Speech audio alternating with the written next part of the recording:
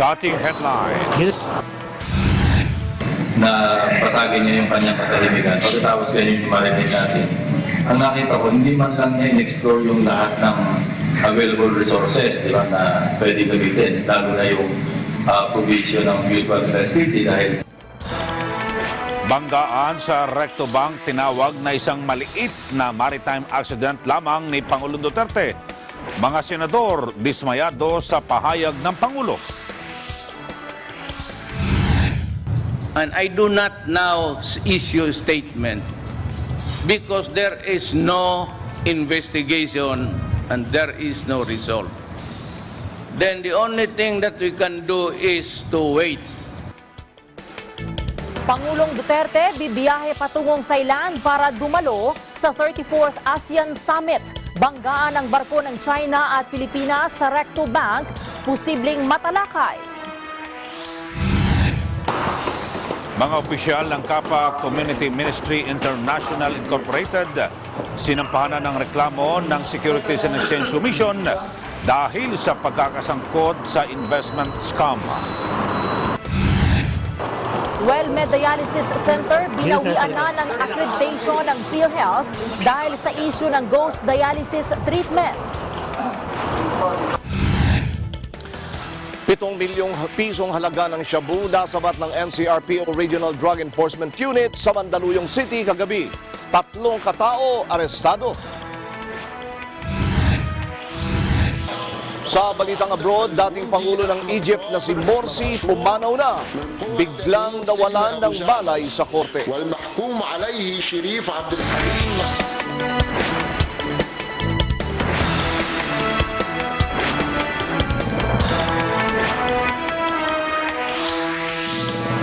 Magandang gabi Pilipinas, sa detalye ng ating mga balita. Tinawag na isang maliit na maritime accident lamang ni Pangulong Duterte ang banggaan ng mga barkong pangisda ng China at Pilipinas sa Recto Bank. Hinimok din ito ang Philippine Navy na huwag nang makialam sa investigasyon. Ayon pa sa Pangulo, hindi siya handang magbigay ng public statement hanggat hindi pa nakukumpleto ang investigasyon. Si Vin Pascua sa detalye. With all the yung galit and one national officials even urging sending the gray ships, warships doon sa China Sea. Alam mo, gusto ko yan.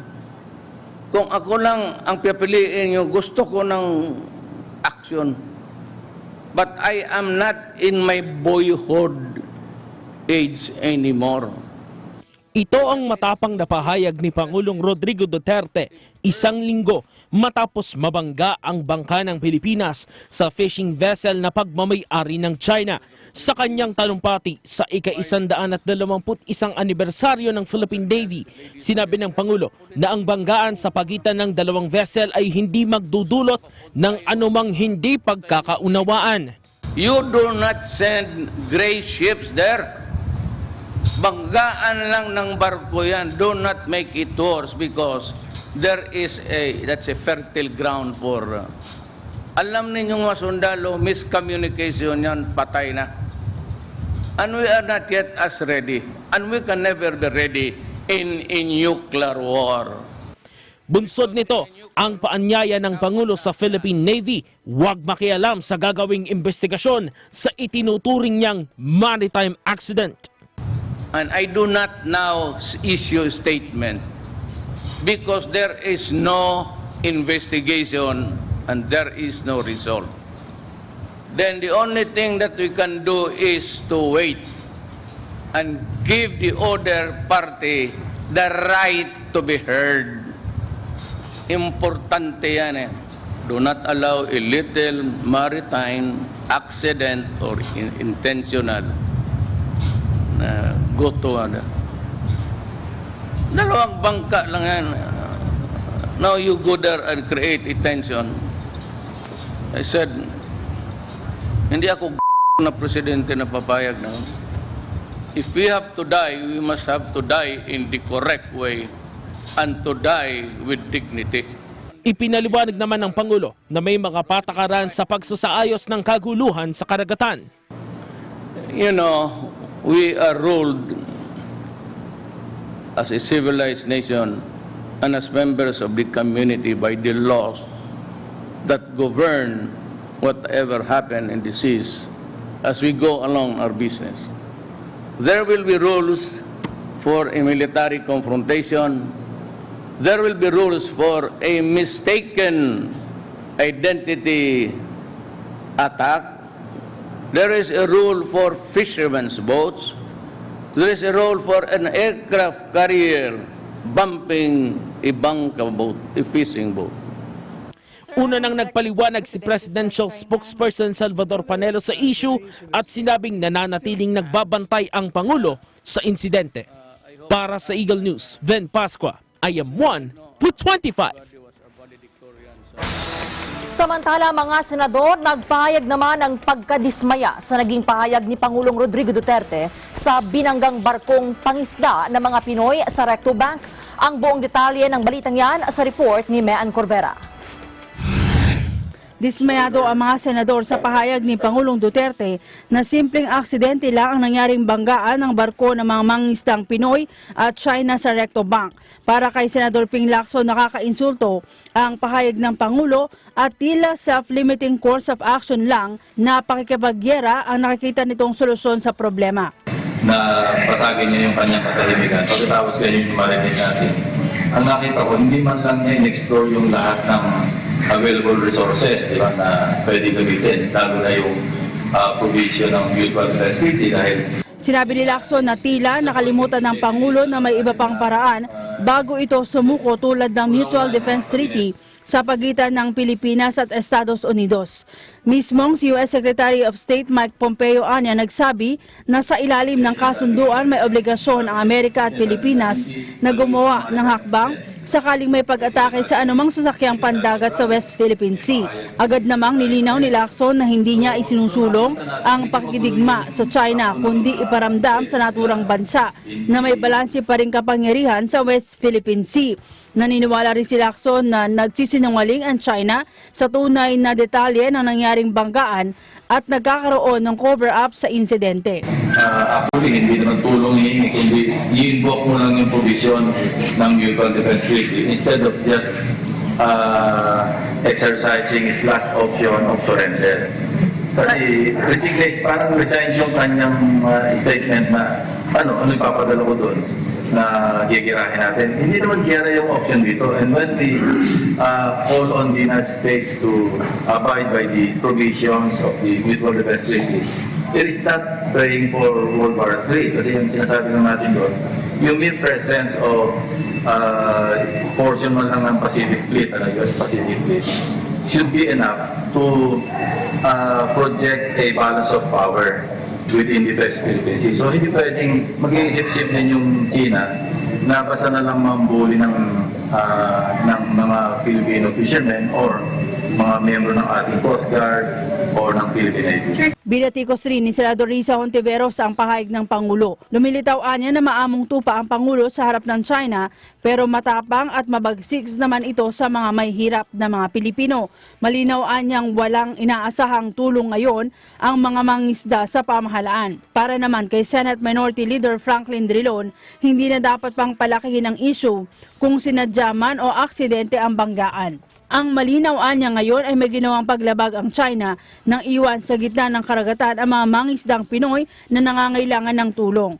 Kinukoy ni Drilon ang probisyon ng United Nations Convention on the Law of the Sea o UNCLOS kung saan malinaw ang probisyon na obligasyon ng anumang bansang signatory nito na sagipin ang sinumang nasa panganib sa karagatan. Para sa Eagle News, Mean Corvera, I am one with 25.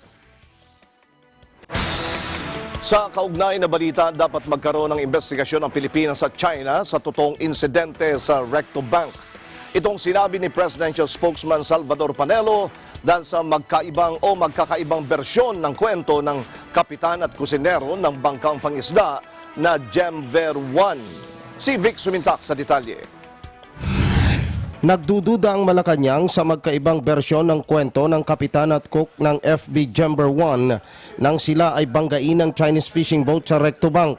Sinabi ni Presidential Spokesman Salvador Panelo na dapat talagang magkaroon ng investigasyon ng Pilipinas sa China sa insidente sa Recto Bank. Ayon kay Panelo, sa bersyon ng kapitan, sinadya ang pagbangga sa kanila, samantalang ang bersyon ng cook na tanging gising noong maganap ang insidente, mukhang hindi sila nakita ng Chinese fishing boat. Inihayag ni Panelo na mas mabuting hintayin ang resulta ng investigasyon ng magkabilang panig para lumitaw ang totoong nangyari. Yung unang version, siyempre dahil yun ang sabi nila immediately, hindi mo naman pwedeng questioning agad. Dahil yun ang sabi nila kumbaga eyewitness account. But later on, there are facts and circumstances that's unraveling na hindi natin alam. So hintayin natin kasi nangako na nga sila mag-iimbestiga and they're doing it. And inaantay natin officially kung anong findings nila. Tayo rin, nag-iimbestiga rin tayo. Niliwanag ni Panelo na ito ang dahilan kaya nag-iingat ang Malacanang sa pagpapalabas ng statement kaugnay ng insidente sa Recto Bank.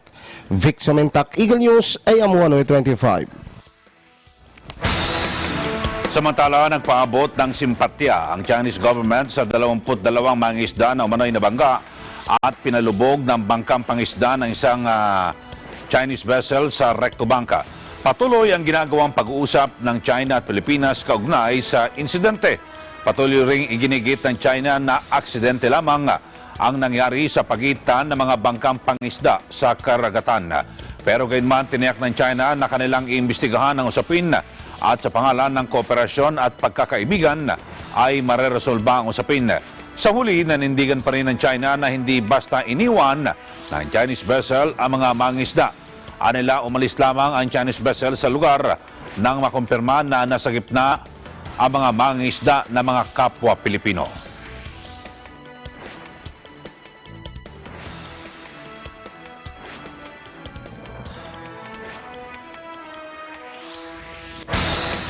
Malaki ang posibilidad na mapag-uusapan sa ika-34 na pulong ng Association of Southeast Asian Nations ang maritime accident na kinasasangkutan ng Chinese vessel at bangkang pangisda ng mga Filipino. Gayunman, nilinaw ng Department of Foreign Affairs o DFA na maaaring maging premature ang usapin para pag-usapan ang mga insidente sa mga pagpupulong. Si Vin Pascua sa detalye.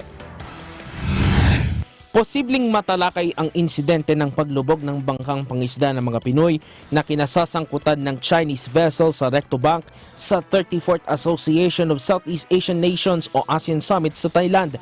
Ayon kay Department of Foreign Affairs Assistant Secretary Juniver Mahilum West, sa ilalim ng regional and international events, matatalakay ang usapin ng South China Sea at posibleng maungkat nga rito ang naganap sa Recto Bank. Incidents like what happened emphasize the importance of having a code of conduct so that we could prevent these incidents from happening in the future. Gayunman, premature pang maituturing kung uungkatin ng Pilipinas ang issue dahil sa nagpapatuloy na investigasyon sa insidente. For one thing, there is this investigation that's ongoing that up to the present discloses certain facts that we did not know before. Also, we've lodged a strong protest with China, and we are awaiting China's response to this. So in the meantime that these major factors are pending, I think it would be premature of me to say that we will raise the issue at the summit. Isasagawang ASEAN Summit simula June 22 hanggang 24 sa Thailand na dadaluhan ng mga ASEAN leaders kabilang na si Pangulong Rodrigo Duterte. Bukod sa plenary discussions, inaasang magkakaroon din ng ilang bilateral meetings ang Pangulo sa ilang Southeast leaders. Ang tema ng summit ngayong taon ay to be more effective in responding to the changing global and regional architecture. Ito nang ikatlong pagbisita ni Pangulong Duterte sa Thailand mula nang maupo sa pwesto.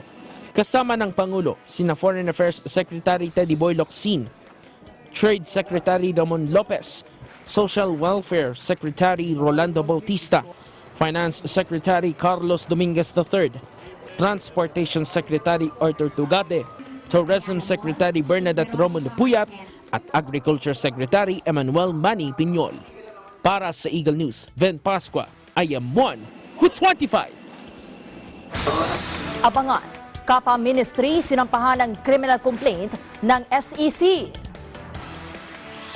At Judy Carol Dansal itinalaga bilang bagong NFA Administrator kapalit ni Jason Aquino. Yan at ang iba pang may init na balita sa pagbabalik na mata ng Agila.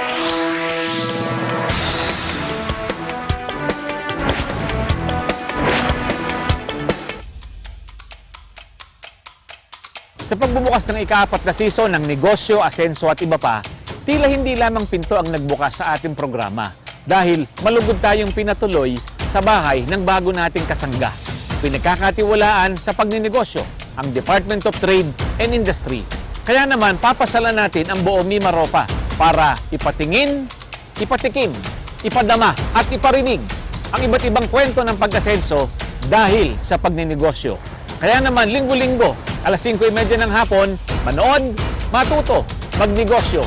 Dito lamang sa programang nagbibigay ng impormasyon at inspirasyon sa pagninegosyo. Ito ang inyong lingkod, Francis Chis Garcia, at ito ang negosyo, asenso at iba pa.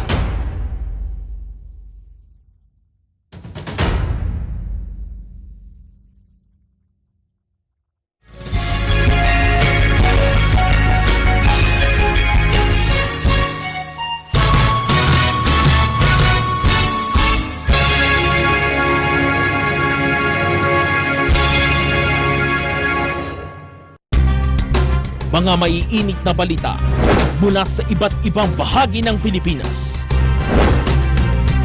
Ang balitaang pumapagaspas. Saan bang panig ng bansa? Kasama si Nelson Lubao. Mga armas naman na kumpiska ng PNP sa isinagawang Oplan Katok. Layunin ng programa na bigyang pugay at kilalanin ang kahalagahan ng isinagawang ika-4 na Provincial Joint Security Coordinating Center. Bayan ng Lila Bohol na resulta ng pagkamatay ng isa sa mga driver. Nasa 452 na ang mga armas na nakatago sa police boat. Agila, Pilipinas!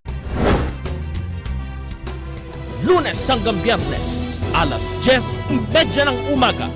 Dito lamang sa Net 25.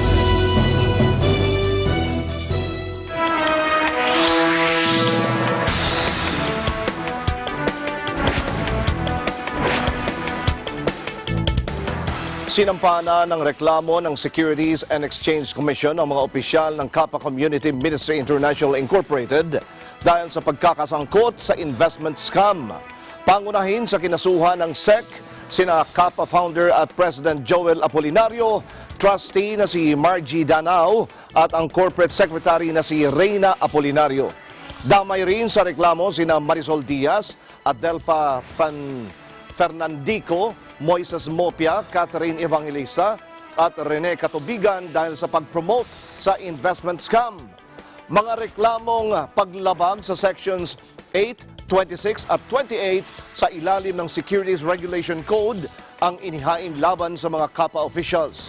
Ayon sa SEC, nabatid nila na hinikayat ng Kapa ang publiko na mag-donate ng hindi bababa sa 10,000 piso kapalit ng 30% monthly na tinatawag na blessing o love gift nang walang ginagawa kundi ang mag-invest at maghintay ng payout. Sinabi ng SEC na madaragdagan pa ang bilang ng kanilang kakasuhan kapag natukoy na nila ang iba pang dawit sa iligal na public offering o pagbebenta ng securities ng Kapa.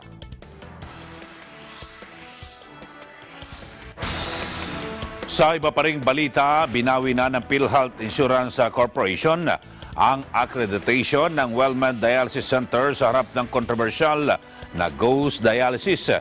Kaya naman pinapayuhan ng PhilHealth ang mga miyembro nito at kanilang mga kwalipikadong benepisaryo na lumipat na ng ibang pasilidad para matiyak na patuloy na makakuha ng PhilHealth benefits. Una nang nakapagpiyansa ang may-ari ng WellMed Dialysis Center na si Brian C. sa kasong estafa through falsification of documents. Wala pang reaksyon ukol dito ang WellMed.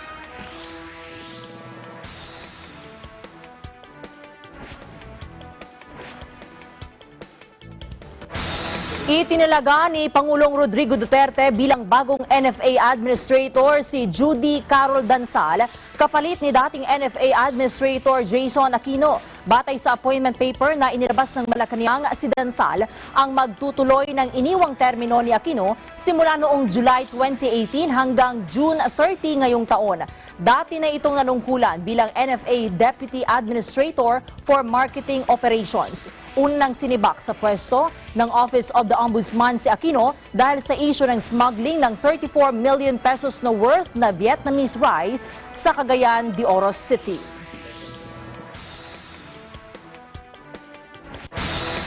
Muling isinailalim sa yellow at red alert ang Luzon grid ngayong araw dahil sa manipis na power supply.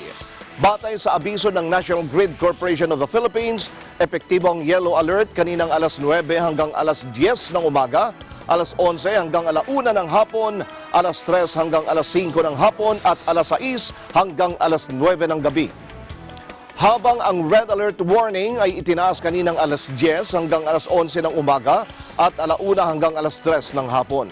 Inaasahan naman ng NGCP na babalik sa normal ang sitwasyon ng Luzon grid kapag aktibo na ang lahat ng hydroelectric power plants.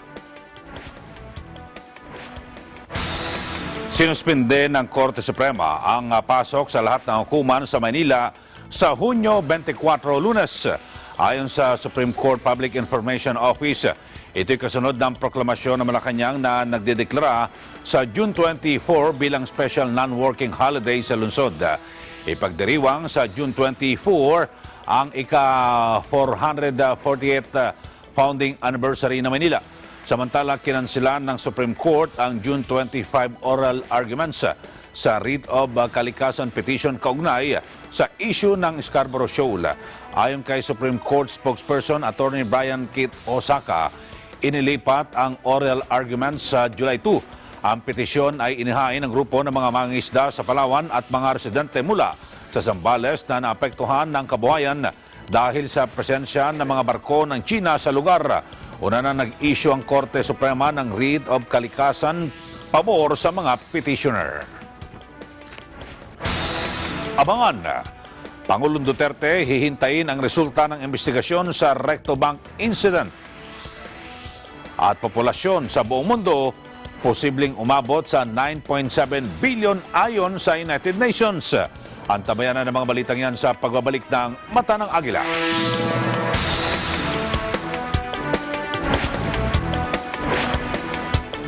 Mga isyung panlipunan.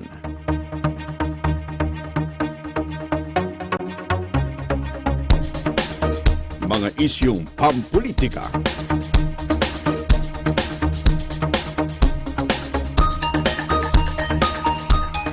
Tatalakayin, lilinawin, kasama ang mga batikang komentarista, Congressman Dante Marcoleta at Jen Sobartiaga sa Ganang Mamamayan.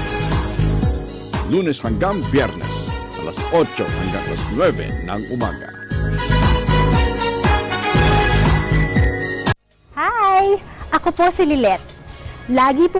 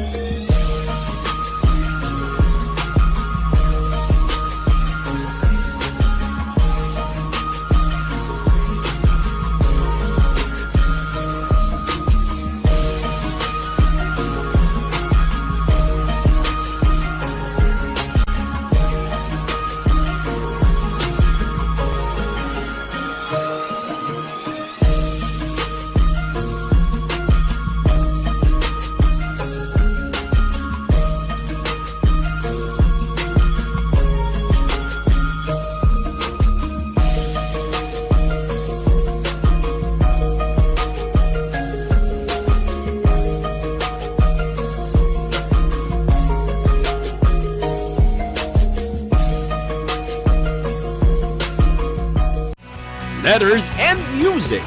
Lunes hanggang Biyernes, 1:00 hanggang 2:00 ng hapon.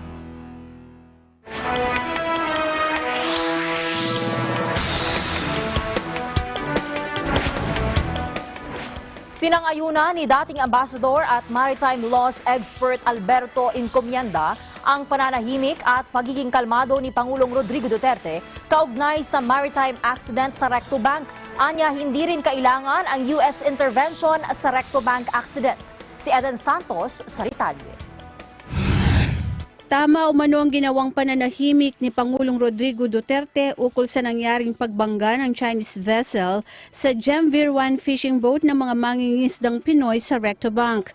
Ayon kay dating Ambassador Alberto Encomienda, na isa ring eksperto sa maritime laws, trabaho ng Pangulo na maging kalmado para makapag-isip at makagawa ng tamang pagpapasya sa insidente. Giit ni Encomienda na karagdag sa pag-init ng issue ang magkakaibang pahayag ng mga miyembro ng gabinete ng Pangulo sa nangyari na lalong nagdulot ng kalituhan sa publiko. Ito umano ang dahilan kung bakit binatikos ng kanyang mga kritiko ang pananahimik ng Pangulo. Noong Hunyo 9 pa naganap ang pagbangga ng Chinese vessel sa bangka ng mga mangingisdang Filipino, subalit kagabi lang nagsalita ang Pangulo at nagsabing ito ay lethal maritime accident. The President, as the top guy of the Executive Department, didn't say anything. And people condemn him for that. But I'm saying he did the right thing, because the job of a chief executive is to keep things calm, to have a proper assessment of the situation, proper assessment and understanding of the situation, and thereafter to discuss what to do. That's why the President was silent. I'm not a spokesman for the President. I'm just analyzing his moves. Binigyan diin ni Encomienda na hindi naman kailangan ang US intervention sa Recto Bank accident sa pamamagitan ng Mutual Defense Treaty matapos magkomento sa issue si US Ambassador to the Philippines Sang Kim. Paliwanag ni Encomienda, maituturing itong ominous kaya dapat maging maingat ang gobyerno. Kicking him out, declaring him persona non grata is a diplomatic decision. I would stay out of that, but I am not discounting the gravity of what he said, especially where I'm coming from, bringing in the Mutual Defense Treaty. He is on his own, but he speaks for his country, of course. Let me put it this way. Before, the issue in the South China Sea was an Asia-Pacific issue of the United States. Then it became Indo-Pacific. Even their 7th Fleet in Hawaii has been renamed the Indo-Pacific Command. Dagdag pa nito, hindi maituturing na isolated case ang Recto Bank incident, kundi ito ay maaaring mangyari anumang oras dahil sa nature ng karagatan at marami ang mga mangingisda mula sa ilang bansang nakapaligid sa South China Sea. Poaching events and fisheries incidents have been happening all over the South China Sea for so many years. I mean, the thousands of Filipino fishermen that are caught fishing in Indonesia, they are not caught only fishing in the exclusive economic zone of Indonesia, but in the archipelagic waters of Indonesia. Why don't we hear of this?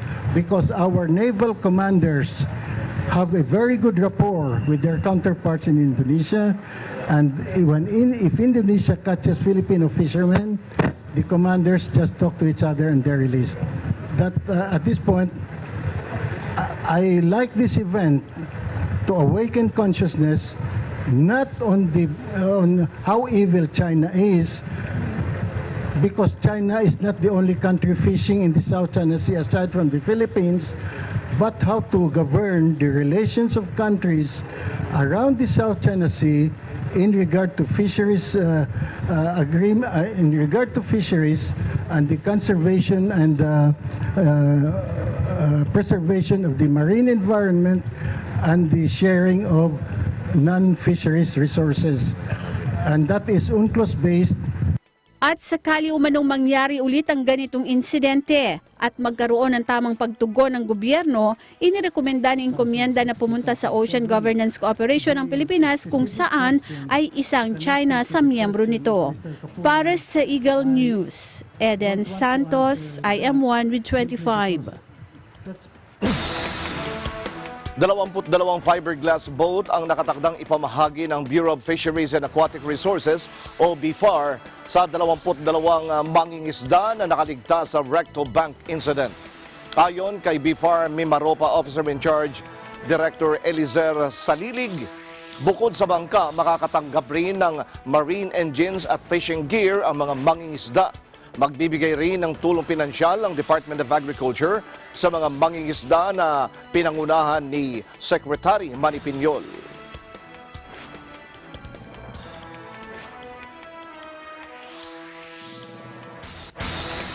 Idineklara ng Court of Appeal sa 14th Division na submitted for decision na ang petition for writ of amparo at habeas data ng data ng mga grupong karapatan, Gabriela at Rural Missionaries. Ang petisyon ay bunsod ng sinasabing harassment at pag-uugnay sa kanila ng militar sa CPP-NPA. Sa pagdinig ng CA 14th Division, hindi pinagbigyan ang mga petitioner na ipresenta ang kanilang mga testigo dahil sa kawalan ng judicial affidavit. Dismayado mga grupo sa desisyon ng Appellate Court dahil hindi sila nabigyan ng pagkakataon na makapagpresenta kahit isang testigo. Question nila kung paano mareresolba ang kanilang petisyon gayong walang nangyaring pagharap ng mga testigo.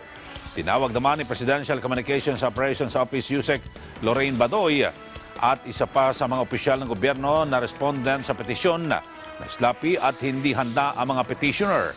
Iginit pa ni Badoy na maaring ang CPP-NPA ang nasa likod ng pagpatay at pag-atake sa mga militanteng grupo at walang kaugnayan sa mga pahayag ng militar.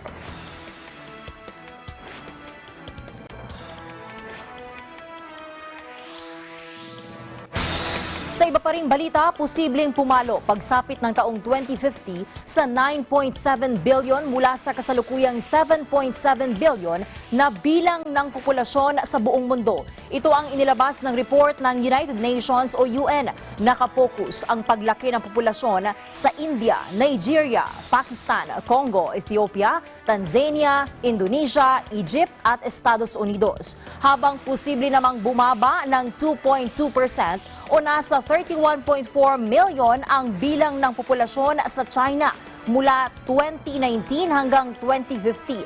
27 bansa naman ang makakaranas din ng pagbaba ng populasyon dahil sa low levels of fertility. Dahil dito kinakailangang umakyat sa 77.1 years ang global average life expectancy pagtuntong ng 2050 mula sa 72.6 years na global average life expectancy sa kasalukuyang taon.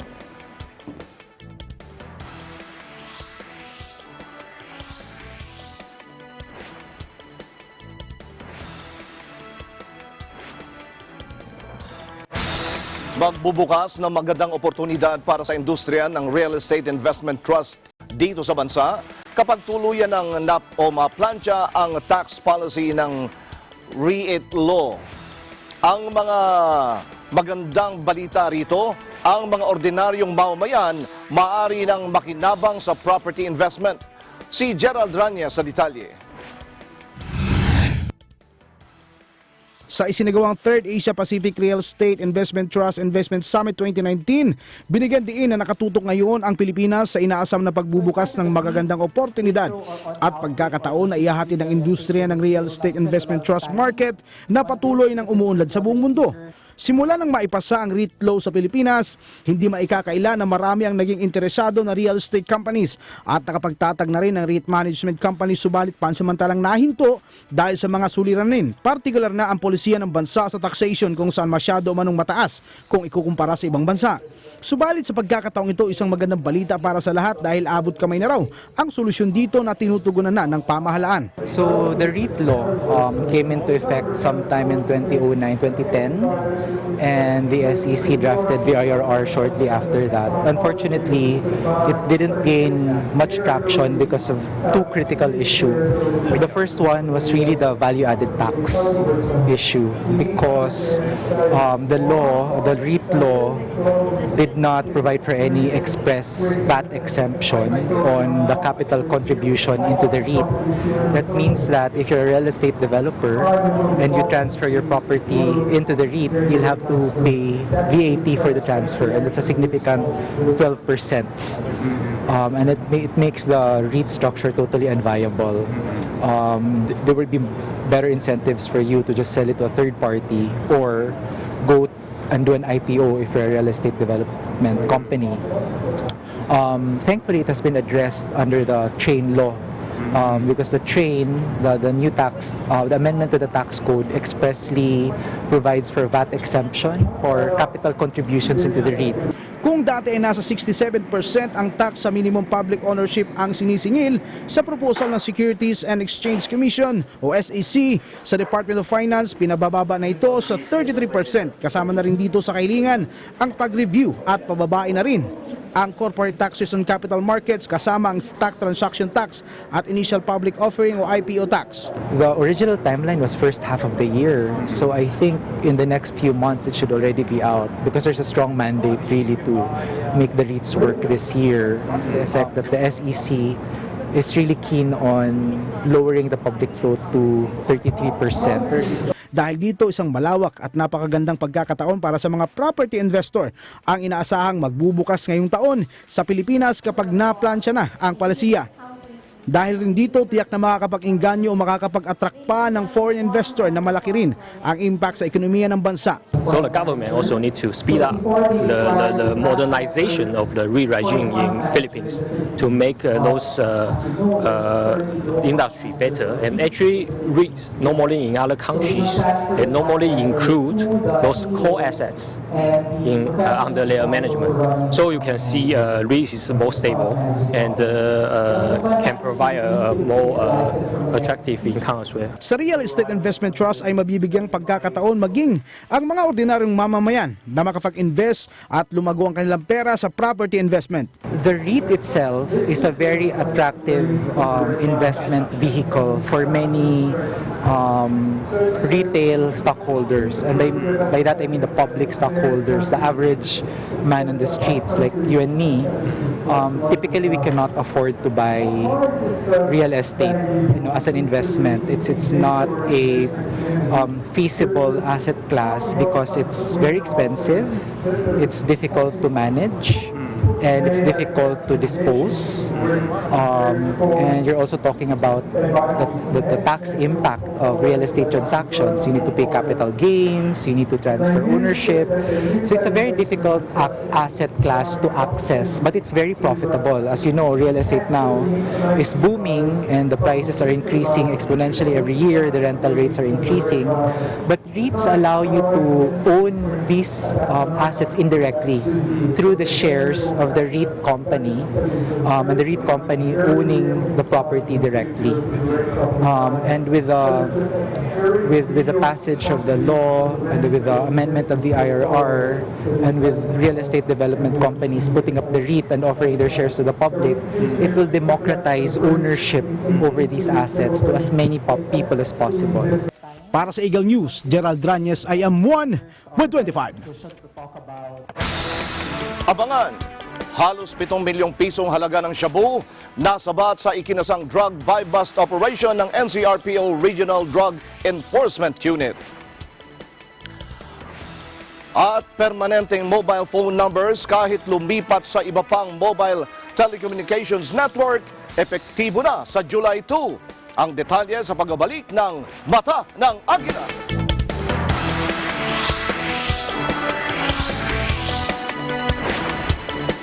Hindi na bago sa Pilipinas ang makaranas ng kakaibang klase ng panahon. Mapa ito ay malakas na bagyo at matinding pagbaha ay nalalampasan natin. Sa taong ito, isa na namang krisis ang ating kinakaharap, ang El Niño weather phenomenon. Ang El Niño ay kakatuwang kalagayan ng panahon na bunga ng pag-init ng tubig sa karagatan na nakaaapekto sa mga bansang nakapalibot sa karagatang Pasipiko. Ang resulta nito, matinding tagtuyot at abnormal na lagay ng panahon dahil sa hindi pag-ulan. Ang masamang epekto naman nito, mga sirang pananim. Asahan din ang kakulangan ng supply ng tubig at kuryente. May mga inilatag na kahandaan ng pamahalaan para mabawasan ang tagtuyot na epekto ng El Niño, gaya ng cloud seeding, paglalagay ng shallow tube wells at drought-tolerant crops o pananim na maaaring mabuhay sa mga lugar na hindi inuulan, small water impounding facilities at pagsasaayos ng mga water canal. Kaya naman, gawin din natin ang ating bahagi para malagpasan ang matinding epekto ng El Niño, gaya ng pagtitipid sa paggamit ng tubig at pagkonsumo ng kuryente, at huwag mag-aaksaya ng pagkain.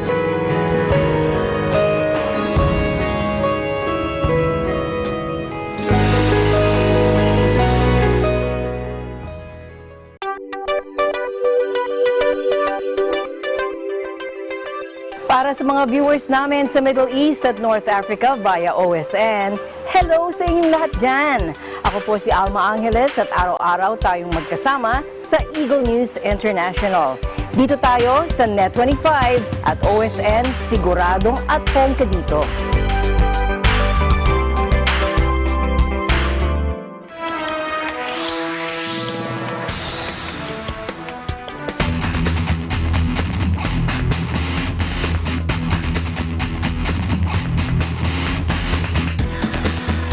Halos 7 milyong piso ng halaga ng shabu ang nasabat sa ikinasang drug bypass operation ng NCRPO Regional Drug Enforcement Unit kagabi.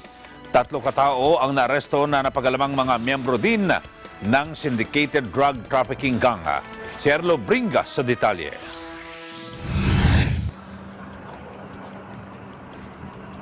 Nang magpositibo ang transaksyon sa Puser Bayer, agad na sinugod ng mga tauhan ng NCRPO Regional Drug Enforcement Unit ang SUV na ito sa Shaw Boulevard, Mandaluyong City kagabi.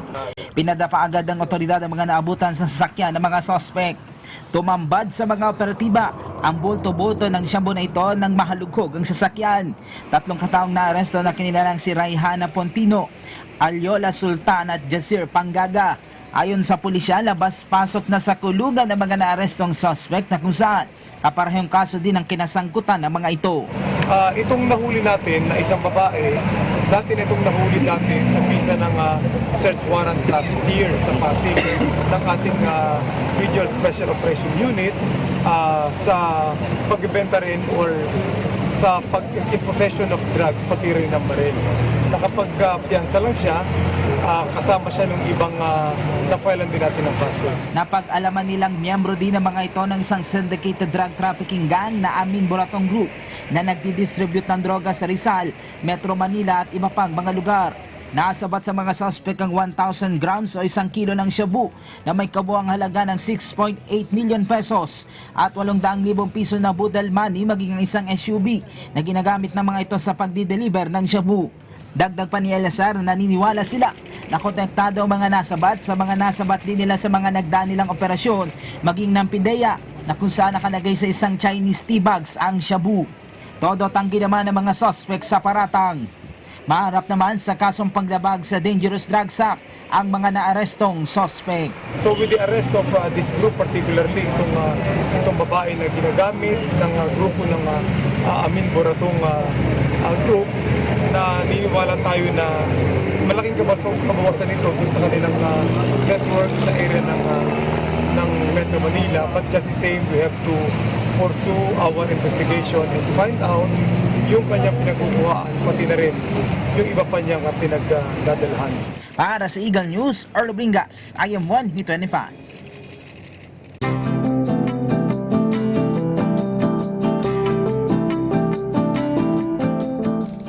Nakatakdang ipasara ang ilang commercial establishment sa isla ng Boracay. Ayon kay Boracay Interagency Rehabilitation and Management Group Head Natividad Bernardino, ang closure ay ipapatupad dahil sa kawalan ng kaukulang permit, habang ang iba ay may mga building na may overhang.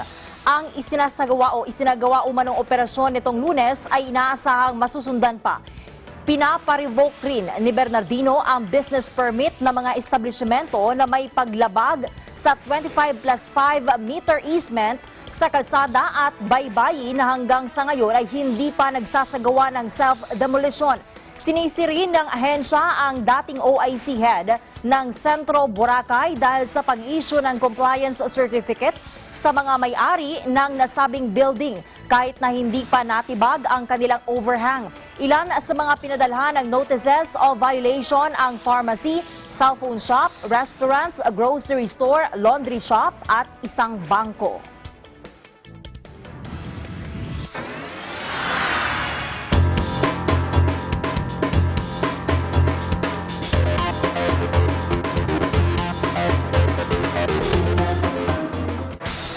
Epektibo na sa July 2 ang pagiging permanente ng mga mobile phone number kahit lumipat sa iba pang mobile telecommunications network. Ayon sa National Telecommunications Commission, nailabas na nila ang implementing rules and regulations ng Republic Act number 11202 o ang Mobile Number Portability Act. Matatandang nilagdaan ni Pangulong Rodrigo Duterte ang RA 1102 noong Pebrero ng kasalukuyang taon. Abangan! Department of Education nanawagan sa mga guro na manatili sa Pilipinas para magturo. At klima o panahon, may epekto sa resistensya ng katawan. Ang mga balitang yan sa pagbabalik ng Mata ng Agila.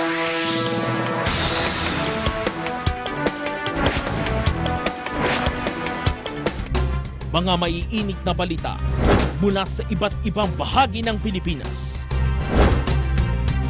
Ang balitaang pumapagaspas. Saan bang panig ng bansa? Kasama si Nelson Lubao. Mga armas naman na kumpiska ng PNP sa isinagawang Oplan Katok. Layunin ng programa na bigyang tugay at kilalanin ang kahalagahan ng Isinagawang ika-4 na Provincial Joint Security Coordinating Center. Bayan ng Lila Bohol na nagresulta ng pagkamatay ng isa sa mga driver. Nasa 452 na ang mga armas na nakatago sa police boat. Agila, Pilipinas! Lunes hanggang Biyernes, alas 10:30 ng umaga. Dito lamang sa Net 25.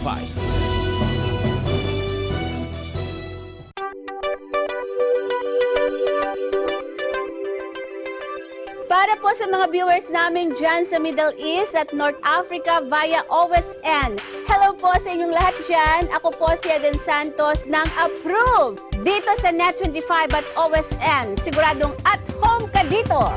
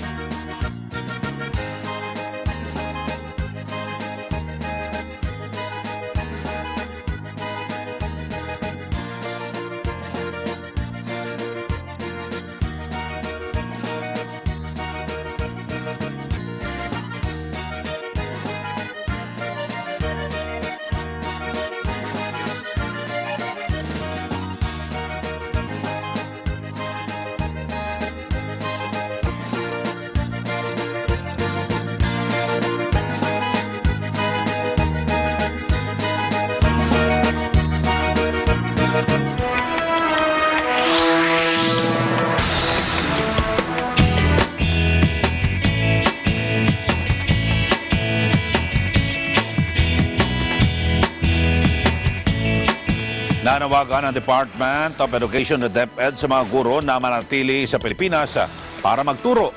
Ayon kay Education Secretary Linor Briones, mas magandang manatili sa bansa sa halip na mag-abroad at tanggapin ang alok ng ibang bansa.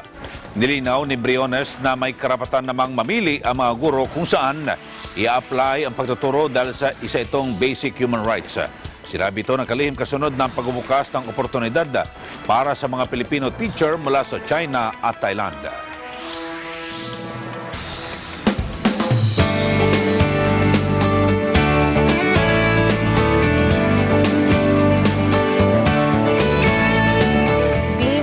panahon may epekto sa resistensya ng katawan. Samantala, DOH patuloy na nagpapaalala na doblehin ang pag-iingat laban sa mga sakit ngayong tag-ulan. Si Bel Surara sa detalye. Pag malakas ang resistensya, mababa ang posibilidad na dapuan ng karamdaman. Ito ang binibigyan din ng Department of Health o DOH upang maiwasan ang mga sakit na dulot ngayong rainy season. Ayon sa DOH, may epekto ang panahon sa resistensya ng tao. Madaling kumalat ang flu virus dahil sa halumigmig at pagbaba ng temperatura. Kabilang sa sintomas ng trangkaso ay sipon, lagnat at pananakit ng katawan. Bukod dito, problema rin tuwing tag-ulan ng mga naipong tubig o stagnant water na maaaring pamugaran ng mga lamok na may dala namang dengue. Kabilang sa mga sintomas ng dengue ang mataas na lagnat, pagsusuka at red spots sa mukha at iba pang bahagi ng katawan. Kapag bumaha naman dahil sa ulan, malaki ang posibilidad na makontamina ang tubig o pagkaing inihahanda na nagdudulot ng cholera o typhoid fever. Ilan naman sa sintomas ng cholera ay LBM, vomiting at dehydration. Isa rin ang typhoid fever sa mga sakit na dapat bantayan. Kabilang sa sintomas nito ay mataas na lagnat, sakit sa ulo at LBM.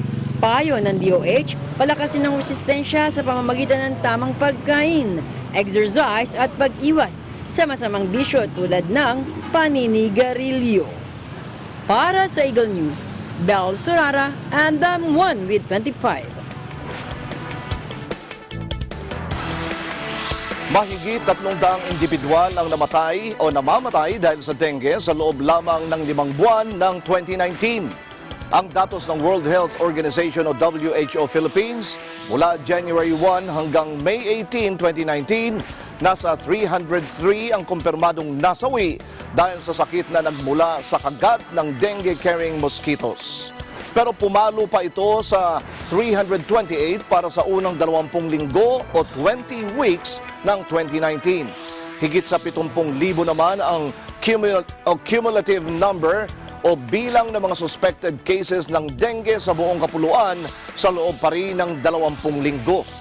Dahil dito, patuloy na pinag-iingat ng WHO ang mga Pilipino laban sa dengue at ang nakamamatay ng mga komplikasyong dulot ng sakit. Abangan, dating Pangulo ng Egypt na si Mohamed Morsi pumanaw na, biglang nawala ng malay sa korte. At tunghayan ang Taiwan na nasungkit ang Guinness World Record for the most people making sand sculptures simultaneously. Ang lahat ng yan sa pagbabalik ng Mata ng Agila.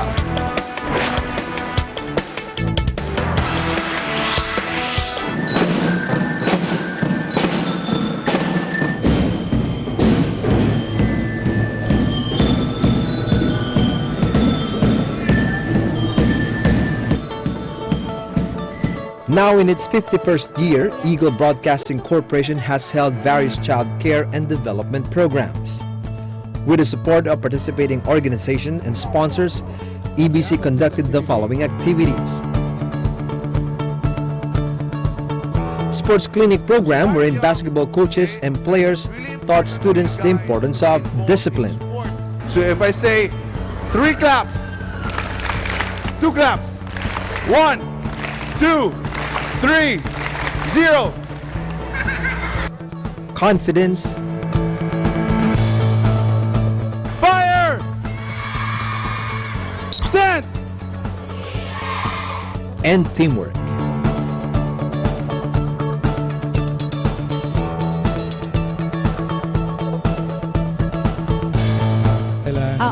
Free haircut,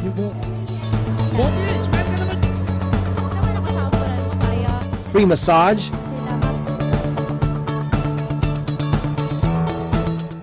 feeding programs,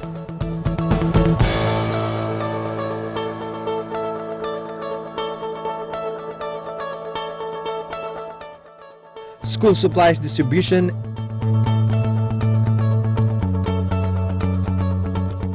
and storytelling spearheaded by Net 25 Kids. Sa kanya, nagkasakit po. Nagkasakit.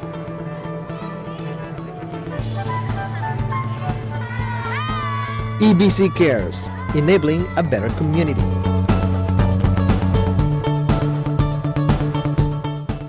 Diskusyon, Biyernes alas 8 hanggang alas 9 ng gabi.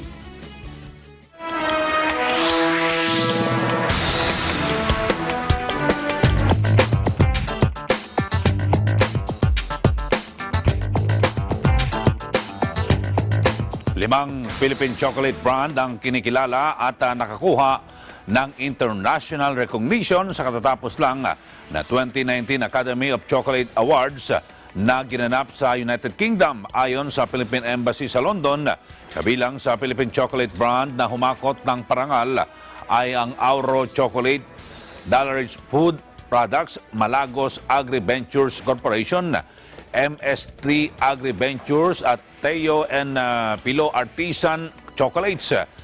Nag-uwi ang mga ito ng kabuang 24 awards mula sa iba't ibang kategory. Tinatayang libo-libong chocolate brand mula sa 50 bansa ang lumahok sa naturang kompetisyon na sinuri at piniling mabuti ng mga hurado sa loob ng 12 linggo.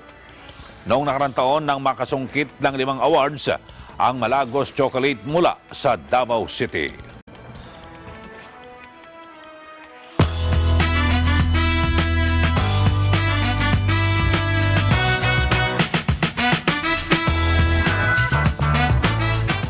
Film Development Council of the Philippines o FDCP, pinarangalan ang veteranang aktres na si Anita Linda. Yan ang detaling hatid sa atin ni EBC Entertainment Correspondent MJ Racadio. Bilang bahagi ng pagdiriwang sa 100 taon ng Philippine cinema, pinarangalan ng Film Development Council of the Philippines or FDCP ang mga naging ambag ng veteran actress na si Anita Linda sa Philippine cinema sa 100 dunong ng isang ina na ginanap noong June 16, 2019 sa Cinematic Center, Manila. Sinimulan ang naturang programa sa cutting of a ribbon.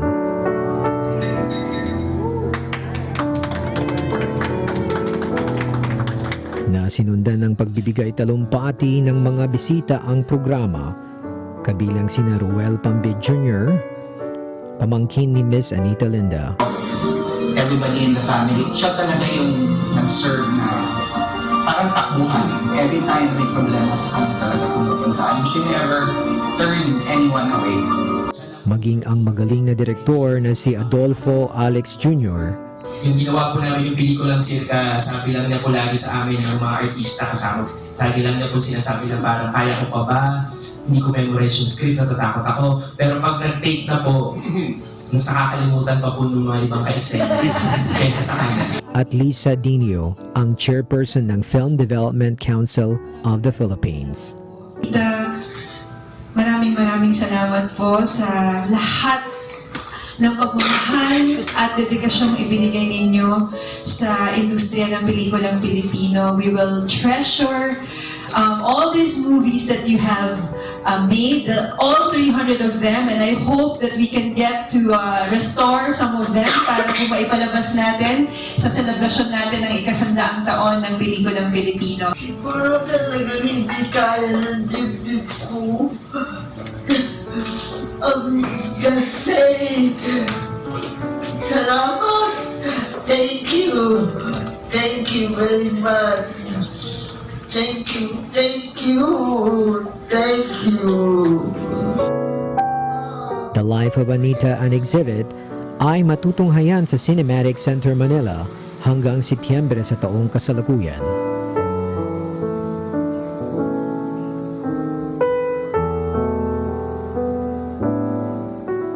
This is MJ Racadio. I'm always one of Grid 25.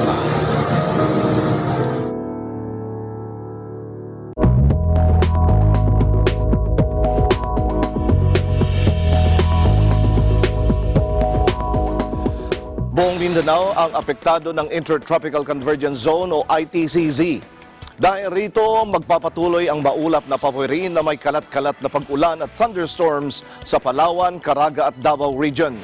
Habang ang Metro Manila at ang nalalabing bahagi ng bansa ay makakaranas ng bahagyang maulap na papawirin na may ilang mga pag-ulan. Abangan, dating Pangulo ng Egypt na si Mohamed Morsi pumanaw na, biglang nawalan ng malay sa korte. At tunghayan ng Taiwan na nasungkit ang Guinness World Record for the most people making sand sculptures simultaneously. Ang lahat ng yan sa pagbabalik ng Mata ng Agila.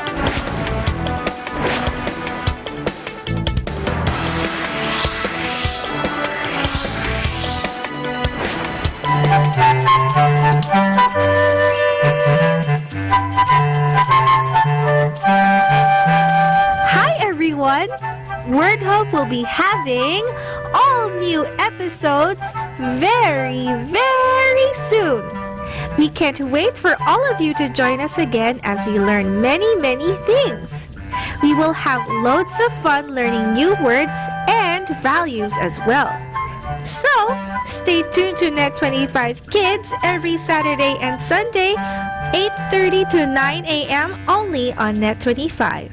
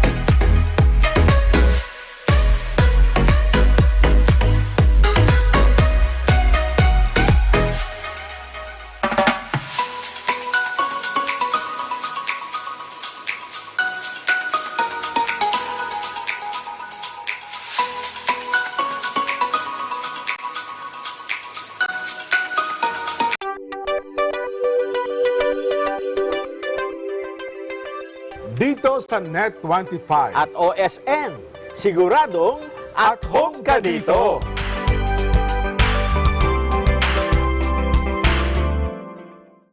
Asahan natin ang kakaunting pag-ulan sa bansa dahil sa El Niño. Kaya naman apektado ang supply ng tubig na siyang mahalaga sa ating pang-araw-araw na pamumuhay. Sa pagtitipid ng tubig, makatutulong ito para mapagaan ang epekto ng El Niño. Narito ang ilang dapat gawin para makatipid ng tubig. Tiyaking laging nakasara ang mga gripo pagkatapos nating gamitin. Laging suriin ang mga tubo at kung may leak, ipakumpuni ka agad. Muling gamitin o mag-reuse ng tubig, ang mga pinaghugasan ng pinggan ay maaring ipambuhos ng palikuran. Gumamit ng batya sa paglalaba at kung may washing machine, tamang dami lamang ng sabon ang gamitin para di aksayado ng tubig sa pagbabanlaw. Sa pagligo, gumamit ng timba at tabo sa halip na mag-shower pa. Gumamit ng baso kapag nagsisipilyo ng ngipin. Gumamit din ng planggana kapag naghuhugas ng pinggan, prutas at gulay. Maagang ilabas ang frozen food bago lutuin.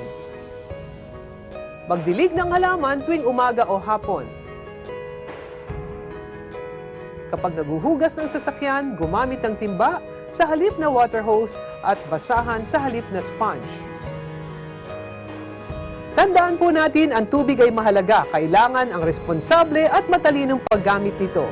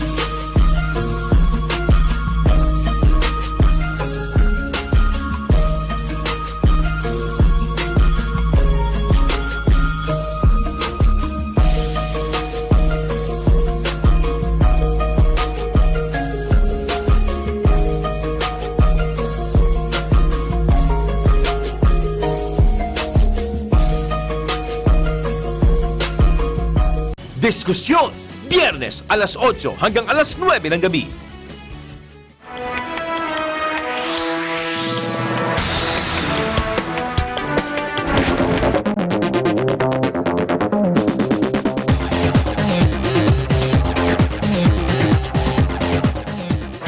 Dating Pangulo ng Egypt na si Morsi pumanaw na biglang nawala ng malay sa loob ng korte.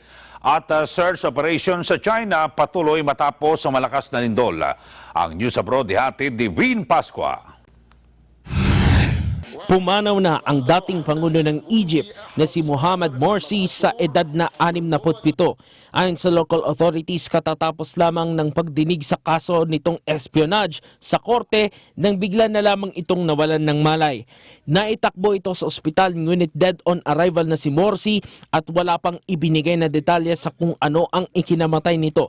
Si Morsi ay pinatalsik noong 2013 matapos mahalal bilang kauna-unahang democratically elected leader. Agad namang inilibing ang dating Pangulo sa Cairo. Naging magdamagan ang ginawang search operation matapos tumama ang malakas na magnitude 6 na lindol sa southwest China.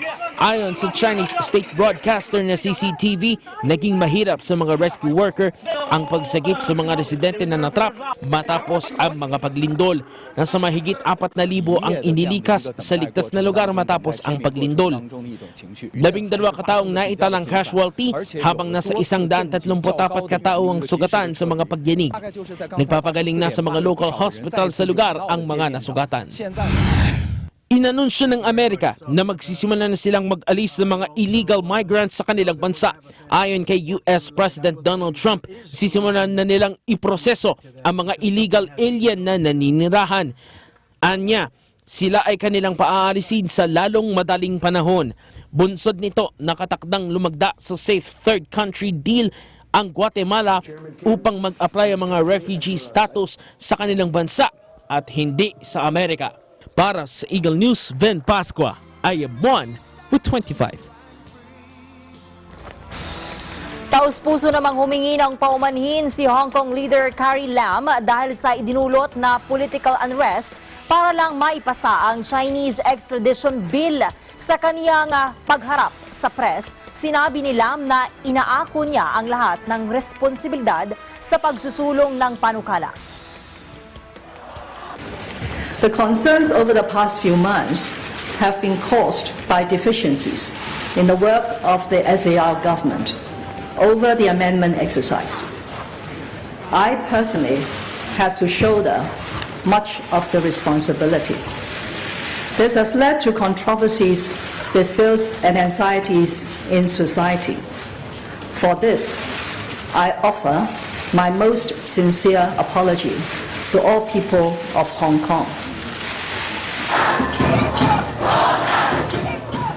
Una rito, nagpakita ng matinding pagtutol sa pamamagitan ng malawakang protesta ang mga mamamayan na Hong Kong nang isulong ni Lam ang extradition bill. Nangako naman ito na makikinig na sa kaniyang mamayan at pagbubutihin ang kaniyang trabaho.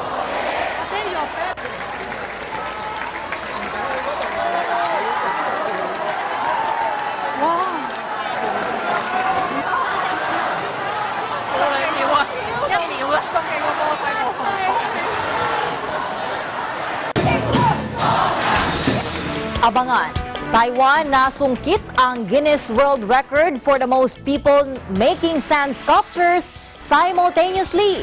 Ang lahat ng yan sa pagbabalik na mata ng Agila.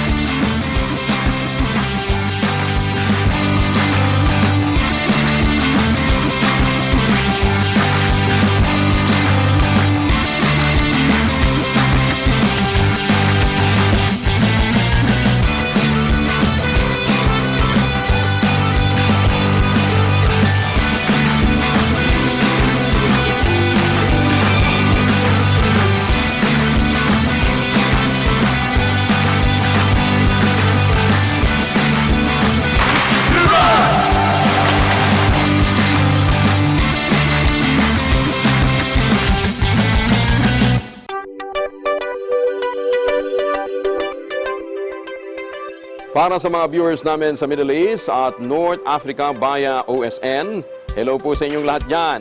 Ako po si Angelo Pulmones. Ako po si Mylene Mariano Rivera at araw-araw tayo magkakasama sa Agila Balita. Dito sa Net25 at OSN, siguradong at home kayo dito.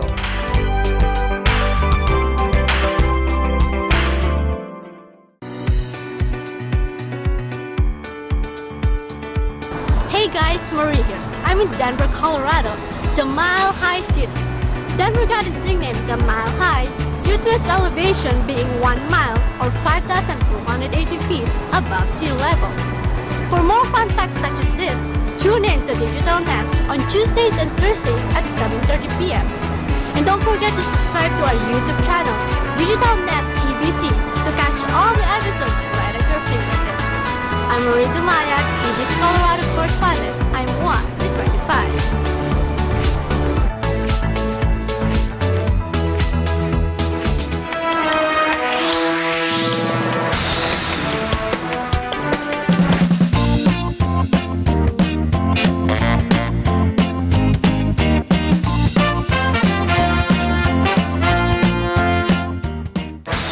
Hawak ngayon ng Taiwan ang Guinness World Record for the most people making sand sculptures simultaneously. Ang record ay nilahukan ng 287 amateur artists at ang kanilang naging team sa nilikhang obra ay bottlenose dolphins na siyang naninirahan sa isla ng Fulong kung saan isinagawa ang simultaneous sculpture. Sa loob lamang ng 90 minutes ay natapos ng mga participant ang dolphin sculpture. Ayon sa organizer, ang event, 12 years umano nilang hinihintay na magkaroon ng panibagong Guinness World Record ang Taiwan. At ginawa ito hindi lamang para sa parangal, kundi para ipakilala ang kultura ng sand sculpture ng kanilang bansa.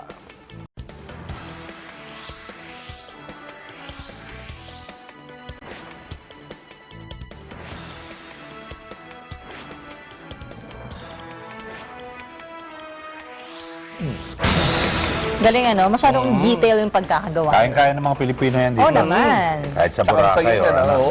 O bawal na sa Boracay, bawal din sa mga sand, di ba? Hindi, kung pangginis naman eh. Dapat Pwede, may mga resort na nag-o-offer ng ganyang mga parang festival May pa-contest sila. diba? Yeah. Oo, dayuhin sila. Okay, at sumainyo ang kabuuan ng mga balita dito po sa Mata ng Agila. Samantala, sundan ang aming mga balita sa Eagle News PH, Facebook, YouTube, Twitter at Instagram. I-like lamang po ang aming fan page sa Eagle News PH, Net25 TV at sa Eagle News Live. Sundan din kami sa Twitter at Eagle News at kung may balita sa inyong lugar, gamitin po ang aming hashtag Eagle News. At sa iba pang balita, bisitahin ang aming website eaglenews.ph at eaglenewslive.com. Para sa mga bago at patas na balita mula rito sa bansa at iba't ibang panig ng mundo, ito ang Mata ng Agila. Ako po si Eli Saludar. Ako po si Pia Okot Galang. At ako naman si Sam Cepeda. Maraming salamat sa inyong pagsubaybay. Magandang gabi. And we are one with 25.